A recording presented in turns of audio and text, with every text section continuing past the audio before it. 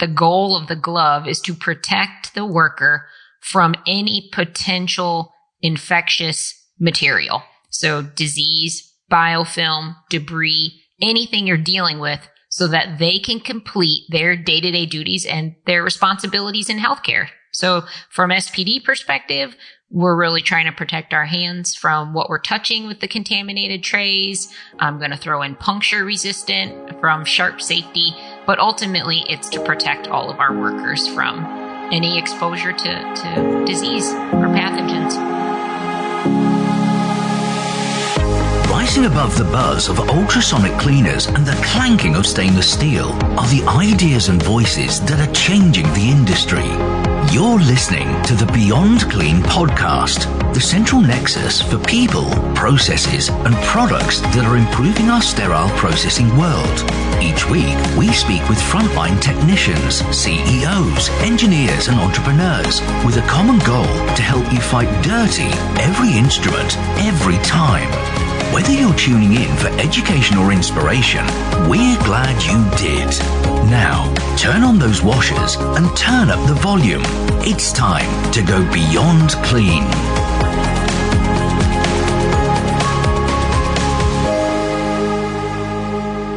Today, we are speaking with Randall Walters, Clinical Education Manager with BellyMed. I'm Justin Poulin.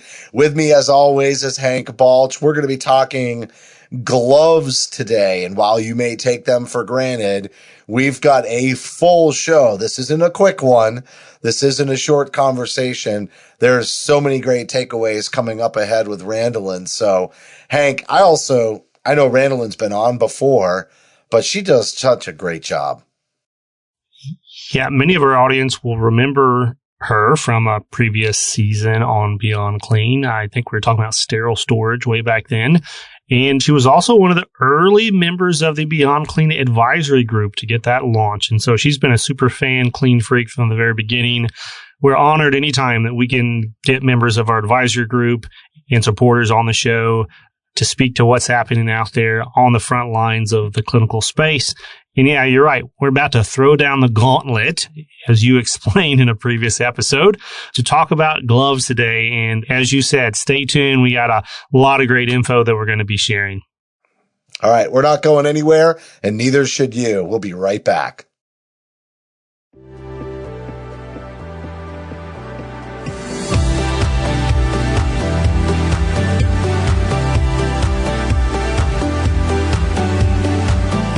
I'm Justin Poulin. And I'm Hank Balch. From 17 Studios, you're listening to Beyond Clean, the global voice of sterile processing.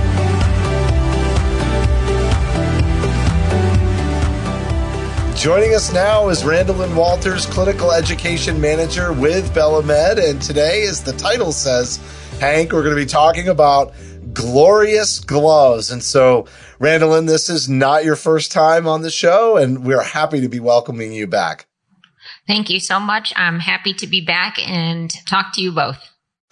So why don't you just tell everybody a little bit about yourself, give your background leading up to your current role with BellyMed.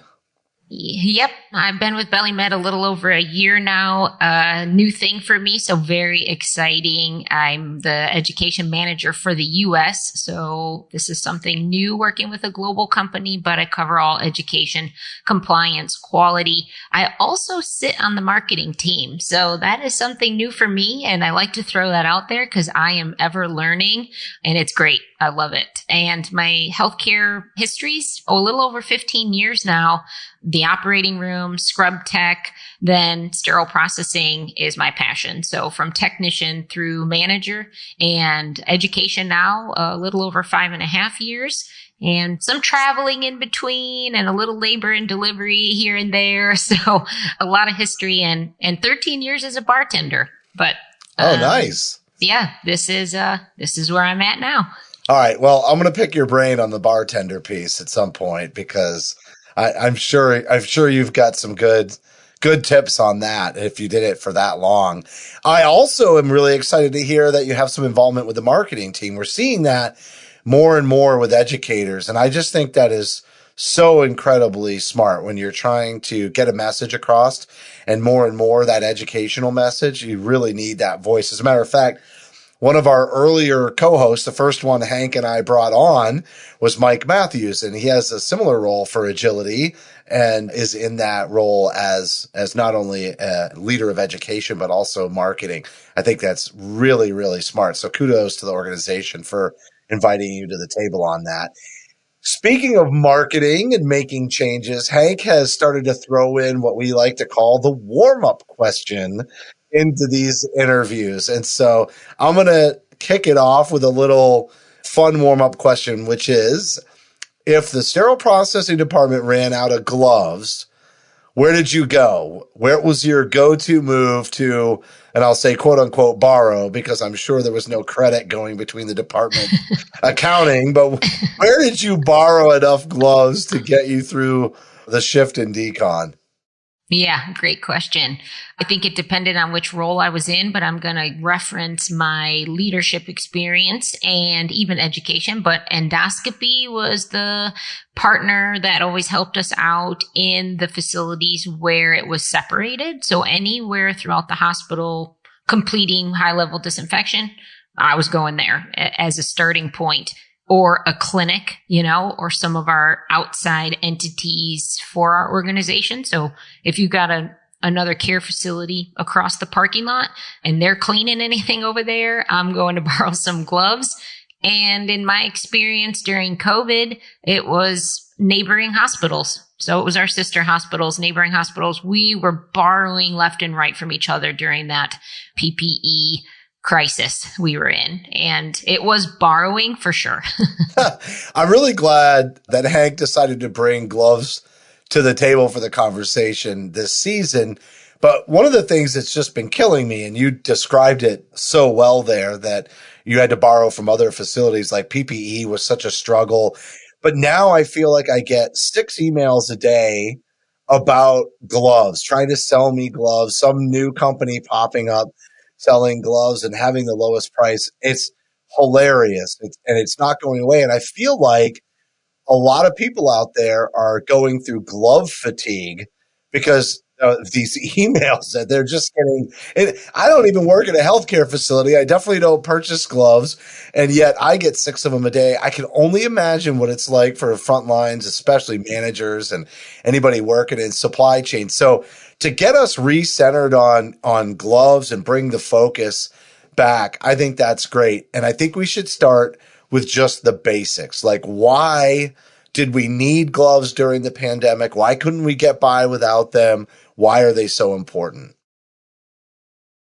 So basic answer, and I'm going to say worker because it's more than just SPD. The goal of the glove is to protect the worker from any potential infectious material. So disease, biofilm, debris, anything you're dealing with, so that they can complete their day-to-day duties and their responsibilities in healthcare. So from SPD perspective, we're really trying to protect our hands from what we're touching with the contaminated trays. I'm going to throw in puncture resistant from sharp safety, but ultimately it's to protect all of our workers from any exposure to disease or pathogens. So you kind of already alluded, Randall, into one of the differentiators out there with gloves, but there's a ton, right? So that's another way to say, I guess, that all gloves are not created equal. So in the field today, if you were to walk into any random sterile processing department, what kind of gloves would you see most likely? And what kind of gloves, according to standards and guidelines, should you see in the average decontam? Yeah. So first, I'm going to start with disposable gloves. So ones that you can throw away, because obviously that's what we want to focus on. And you have eliminating a risk of cross-contamination if you can toss it away and start with a fresh pair. So that's going to be your first identifier and differentiator. Then you're going to look at a true decontamination glove. Is it designed for use here versus an examination glove, which is what you're going to see in the patient suites and patient care areas. So there is a difference there. And when we see these manufacturers now creating a decontamination glove, it's ultimately a utility strength glove, which means it has a higher level of protection because of the thickness of the material. And then you'll also see different material makeup. So is it latex, latex free, this nitrile, powderless, powder free is another helpful factor that we see. And it's really important to focus on, again, I'm going to go back to the thickness, because when departments are trying to decide what glove to get, they can look at that information that's provided by the manufacturer and then make a decision that's best for their team on that thickness. And then lastly would really be this extended cuff that we see. And we're talking about long, extended length, super length, whatever they want to come up with these fancy terms for. But this extended cuff is going to give you a standard thick utility strength glove at the base that's covering your hand. And then you're going to see another set of material like a plastic sleeve that's going to come all the way up your arm, which in turn is to protect us from the horrific seepage that can happen when you get leaks inside your glove. That literally came up. Yeah, everybody hates that. And that literally came up on one of the earlier podcast interviews from this season, as we were talking about how come they didn't have gloves that went all the way up. And I had seen some. So I'm glad you brought that up. What do you kind of feel like is the adoption of that? Because you're right. When that dirty water and Decon makes its way down into your glove, it obviously also finds its way up underneath the gown, especially if you raise your hands up and it starts to come out of the glove and up your arm. Like, this is a real infection prevention, infection control. Like, the whole point is to have a barrier. And now what you're trying to protect yourself from is inside and underneath the barrier. Like, why is it taking so long to get adoption of these very long gloves to protect us? I think there's a variety of things going on with availability, product selection, cost, and then obviously fitting the needs of your department. So one of the things I like to talk about is that not everybody is the same. And so in my experience, you have tons of different heights of people, right? And you need all different sizes and capabilities. Me personally, standing at a decontamination sink that doesn't have height adjustable availability, now I've got to put my hands all the way down under the water, right? So there's a ton of factors there. So I think it's very important to understand the layout and design of a department and then do an analysis so you can determine that you're choosing the correct PPE or gloves in this instance for your staff. And then looking at costs and looking at a variety of availability on the market. Just because your facility has a contract with one and they're pushing you to buy everything from one person, this very much may be a situation where you can't do that. Right.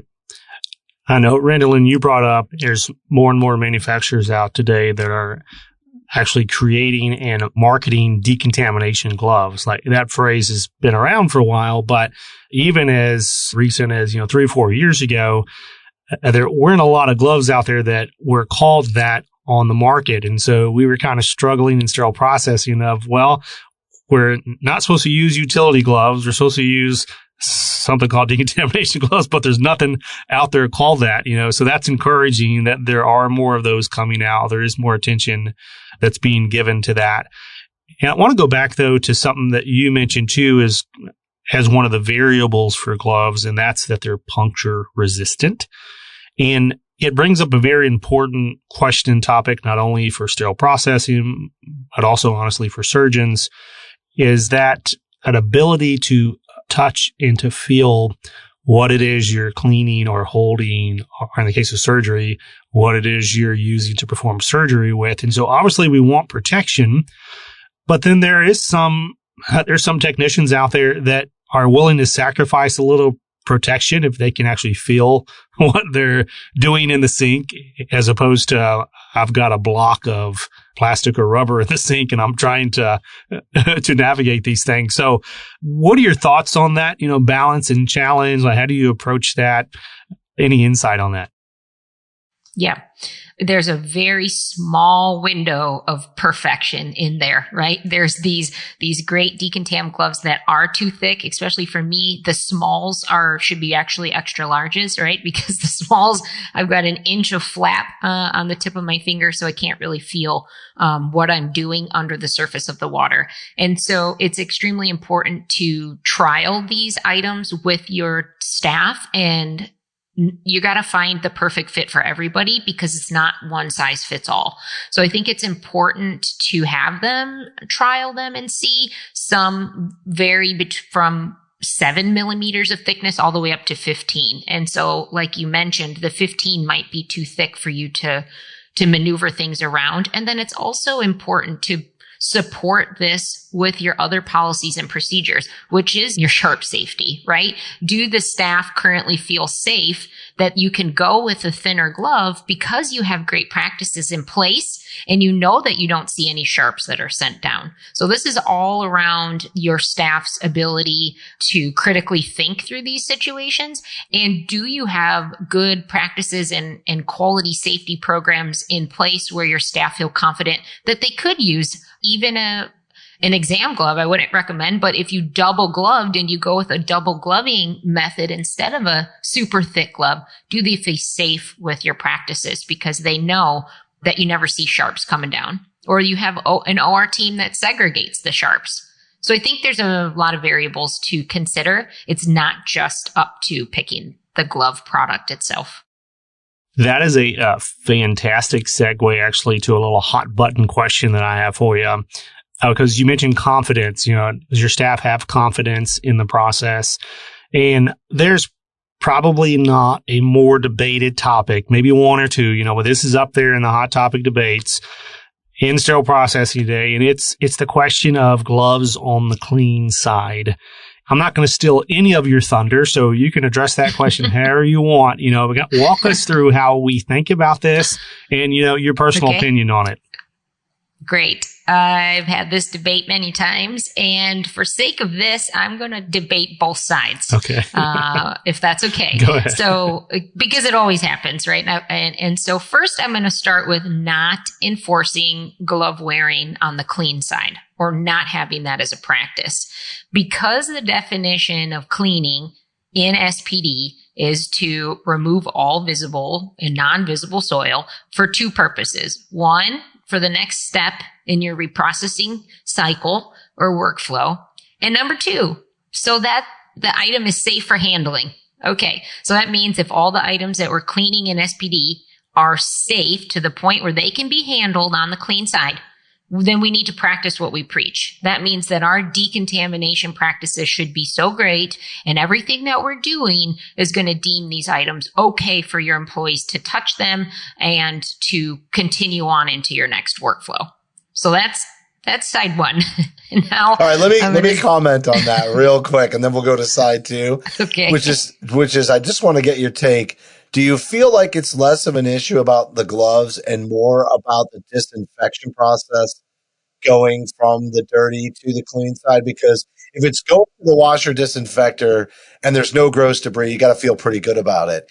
It's where you start to talk about the pass-through window that I feel people start diving into the gray area on this. Yes, I'm going to go right into that because pass-through is part of this. So now on the other side, I would say OSHA. So OSHA is ultimately what I recommend following, Bloodborne Pathogen Standard 1910.1030. It talks about that gloves should be supported and worn when there is reasonable anticipation that an employee may have contact with blood. Okay, there is definitely reasonable anticipation because that's what we're inspecting for. So we're checking for cleanliness. We're inspecting lumens. We're touching things coming through a pass-through window that have gone through no level of disinfection at all. It's strictly gone through a level of clean, and sometimes, better than others with these non-immersible items. So we do the best we can. And then ultimately, so I would say, okay, then we need to support that when they're handling these items, especially if you're inspecting for cleanliness and then some debris is found and we got to send it back through decontam. Now you've touched that. And then secondly, really with surgical attire policies, right? We talk about having to wear, not to go down a rabbit hole, but you have to wear a scrub jacket over your arms because our skin is flaking off in the department. Well, what about your hands? I mean, we know what we touch with our hands. You're touching everything inside that department. Even if you touched that keyboard and that mouse, when's the last time that's been cleaned? And now you're touching all your instrumentations that just went through this rigorous cleaning process. So your skin, your oil, everything that you've been handling is now on the surface of those instruments. So I think it's equal to say you could debate both sides of this argument. I think that's why it's such a hotly debated topic, is because there really is an argument for both sides. And I've allowed it. I've allowed glove wearing in my department on the clean side. Well, I absolutely so what's have. the argument against it then? It's really just cost, right? Like, do we need to spend money on gloves? Like, what other reason would you say not to wear gloves if somebody so chose? Cost has always come up. And then, you try to build a justification against that and you try to, fight it. And I would say the only other time I've really been questioned is when infection control asks. And so infection control will ask why, and maybe my team wasn't able to communicate the proper response, and it kind of gets us into them looking further. Then they start questioning my cleaning practices. So if you're saying that your cleaning practices aren't good enough and your staff is wearing gloves, so I have them revert to the answer that, it's out of protection for the instrumentation, and so that we're not recontaminating them after they come out. And then also, if we were to find some leftover debris, it's to protect the employee from that. Okay. One of my favorite words, we're going to shift to the next question. One of my favorite words in our industry is the word doff. I just think it's a hilarious word.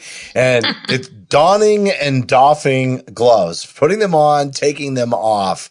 Seems simple enough, but obviously that can't be the case if we've dedicated one of the questions to this topic, donning and doffing of gloves. Is there anything that folks in sterile processing should really be paying attention to or considering that maybe is underrated or they don't consider often enough about how they put gloves on and take them off? Sure.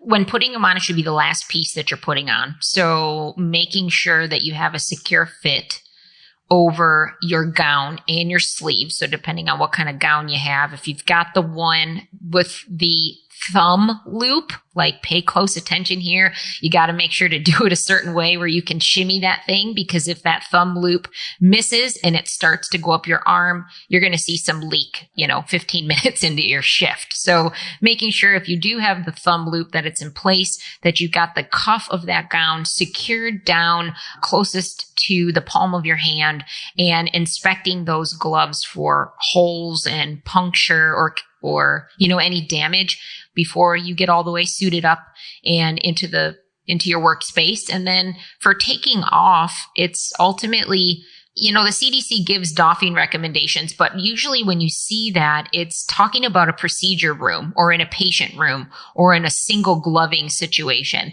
And so they talk about skin to skin practice for those surgical techs out there. In SPD, we really don't want to do that, right? So I would always teach that we want to make sure that we're grabbing the glove dirty to dirty, and you're making sure you're putting it directly into the garbage, and you're avoiding your skin at all costs. So you really want to work kind of backwards from what some of the recommendations are in the other healthcare sectors, because you need to protect your skin the entire time so that you're not recontaminating yourself. Yeah, it's always a stressful moment when you're like out and about at your house, maybe on your way to work, and you skin your knuckles, or like you've got a cut on your finger, and you come in and you're like, hey, today you're assigned to decontam. And you're thinking like, well, I really hope that the gloves work, that there's no incidents, and to your point, I can take them off in a way that's not going to contaminate my skin, because that's the dirtiest that they are, right? At the end of the shift, they've been used all day. Everything that's come through has gone right through your gloves or right onto your gloves. And so, yeah, that step is so important, not to undermine everything else that you had done safely for the entire shift. that's the one thing that you definitely don't want to mess up. So that's a fantastic call out. I do want to ask here specifically about gloves, thinking both from the leadership perspective, but also from the technician perspective, this question about skin irritation, it comes off not only gloves, but often around gloves and or chemicals. And it's hard to tell sometimes which one it is, right? Because you're not around the chemicals without the gloves, and it's very hard to navigate. But have you had any experience in kind of dealing with that? And if so, what kind of insight or perspective can you give folks that maybe this is their first time, it's happened to them and they don't know what to do? Or maybe it's a new leader and this is the first time they've had a technician come and say, hey, I can't wear these gloves. I need something else. Sure. Absolutely. I've crossed this path many times. It's happened to me. It's happened to my peers, both in the tech role and as a leader. So speak up, right? Don't wait. Make sure you're letting somebody know. That's step one. Step two is actually identifying, just like an allergy test at the doctor, is identifying what is the cause. Is it the glove? Is it the material? Is it the chemical? Is it actually the person? Is something happening that's outside of them being in the workspace? So you've got to tackle all of those things first. They can be challenging and time consuming. In my experience, ultimately, it's been some of both. So I had a situation with the gloves where 4 employees, my teammates, had sensitivity. We actually were able to order 3 different kinds of other gloves specifically for this team. And these gloves that they needed that were hypersensitive and different material makeup happened to be different colors. And so each person was able to have their own. So one person had pink gloves. We knew that was theirs when they came in. One person had yellow and another person had another color. And we were able to label the boxes. They keep them for themselves. We let everybody know, and then they have dedicated items for them. The same could even go for sizes of gloves if you need a specific size. So I've seen that a ton, and it's really important that we follow the guidelines that are out there. AORN, OSHA, Amy, ANSI, all touches on this, a variety of sizes and a variety of options that meet your team's needs. So yeah, I think it's important to address and support them in this. All right. I have one last question before we wrap up. And the question is around like going latex free or managing latex and non-latex, because I think that can be a really big deal. I think it's probably a greater concern in the care setting, just because if a patient has a latex allergy, major issue. But the staff still have latex allergies. And I would say primarily, I still see mostly latex gloves in SPDs. What do you think is the best way to tackle this? Just have a non-latex option? Do you only need a non-latex option if you have somebody amongst the staff that you know has an allergy? Can you go without it as long as nobody in the department has that allergy? What's your best practices on that? I personally recommend going latex free. There's options out there. The availability's there. Like you said, getting all kinds of products available out in the market today. They're there. They're creating it. And so I think it's important. If you have the ability to go with one standard approach that meets those needs and you're able to get a cost and standardize the gloves you have, try that approach, because that's going to be ultimately easier for your staff, where they don't have to all pick and choose and you're giving them a million options. You want to give them a good option. And if that one option, if you only need one, that's great. So I personally love the powder-free nitrile extended cuffs. Those are my favorite, and those should get the job done as long as you have no leaks and you have some good adhesive and those gloves are manufactured the way they should. I've seen problems there, but ultimately I'm a fan of the latex free out of safety for the patient and the worker. Great. All right. This one is easy. This is like setting you up with the volleyball. How can folks follow you on LinkedIn, social media? How can they get connected with you? How do they find you? By the way, phenomenal interview. You're a wealth of knowledge and really great at kind of explaining things succinctly. So you hit this one out of the park. Thank you so much. Thank you for having me. Yeah, I'm on LinkedIn, Randall Walters.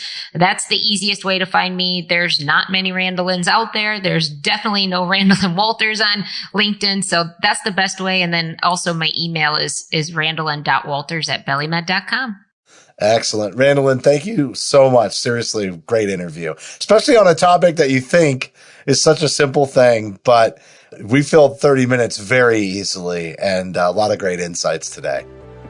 Appreciate it. Thank you.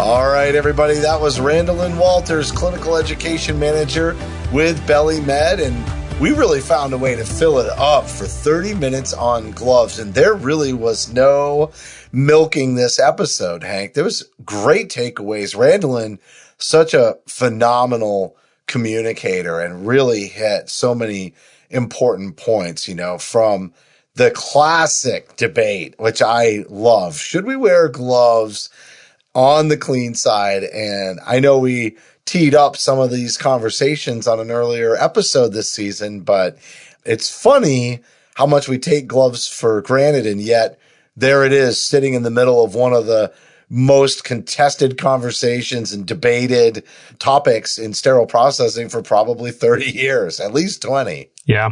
Yeah. Well, you brought up, I think at the beginning of the interview, one of our early co-host, Michael Matthews. I used to say when, there's a hot topic on the episode, and I was like, if you got any hate mail, send it to Mike. Well, I don't have a mic anymore. So I'm going to say, send your hate mail to Justin at beyondclean.net if you disagree with that glove debate, because it's contentious. Wait, hold on. We played both sides of the glove debate. Randallin handled it perfectly. Yeah. It's best to be on both sides. This is what it is. You choose for yourself. It is. And I think she did a great job, positioning those two. The only other thing that I would add is in the anti-glove debate or in the anti-glove position, the argument is, hey, do we have good practice when we're wearing gloves to not contaminate everything in the department? Because you're wearing gloves now, and now you're answering the phone, you're touching the mouse, and you're touching all these instruments that you're already kind of saying by the fact that you're wearing gloves are potentially contaminated. And now we're just all over the place. And so that's kind of a behavior psychological thing. Do we touch things with gloves that we wouldn't otherwise touch with our hands? I don't know, but that's the argument and the question. So we didn't solve it on this episode, but I think we gave some more people on both sides of the equation some much needed food for thought. And that, in my opinion, is mission accomplished. All right. Well, that's it for this week. We've got a smartphone app. It's for iPhone and Android, and you should download it. Just head on over to the App Store or Google Play, search for the Beyond Clean podcast, download the app, get the bonus content that goes with many of the episodes that we have out on the podcast. You can follow us if you want to on LinkedIn and Facebook. We'd love to see you there. When we post these episodes, we would love to hear from you. If there's something that you learned on the episode or something you didn't know, or if you don't agree with something, maybe you want to debate this glove on the clean side and post in the comments for the show episode announcement. We would love to see you there. You can also send some feedback to us. Send an email to info@beyondclean.net. If you're not connected with Hank or myself, certainly reach out to us on LinkedIn and connect. But most importantly, connect with our guest from today, Randallin Walters. And on behalf of Hank and myself, thanks for listening to this week's episode of Beyond Clean.